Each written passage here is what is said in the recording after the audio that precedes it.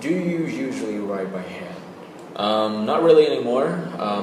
These days I find myself like typing on laptops and texting on my phone a lot. So I rarely reach for like pen and paper anymore. That said, I still have to jot down notes by hand in class because laptops are not allowed. So I think it's a pain really. So do you think handwriting will be replaced by computers? Well, no, in this day and age, it is true that modern technologies have largely marginalized handwriting to a great extent.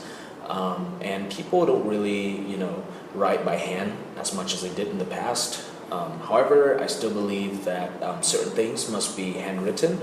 And for example, like you should always handwrite a wedding invitation to show respect to the guests. Is it still necessary to keep handwriting? Absolutely. I think it is important that we teach young kids how to handwrite. I think handwriting exercises really do wonders for their cognitive development.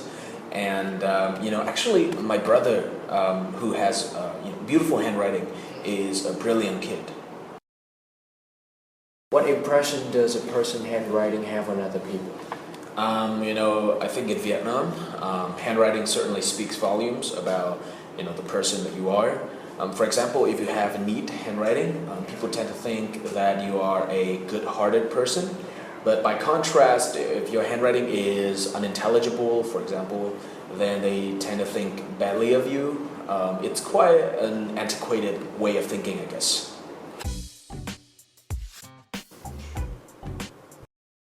Do you like history? Yes, I take a very keen interest in history. I love to learn about, historical events and historical figures.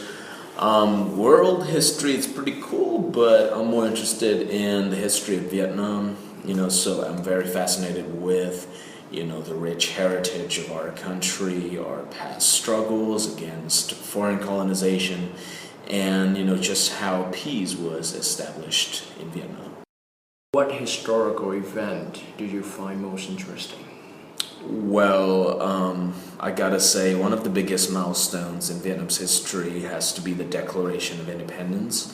So on September the 2nd, 1945, President Ho Chi Minh declared to the world that Vietnam officially became, a sovereign state, after, I think, thousands of years of being invaded. Do you think history is important? Without doubt, I think history plays an integral part in any societies.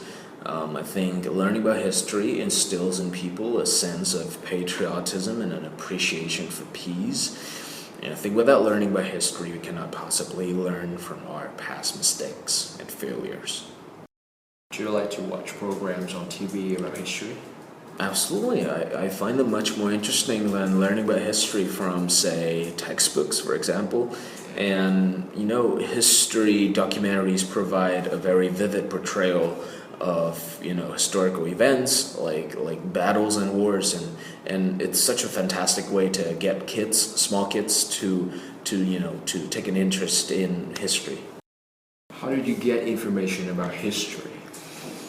I gotta say the internet is my go-to source for, getting the facts and figures about history. But I also love just visiting museums and have a look at, the exhibits on display. I think it's a very involved experience, in learning about history.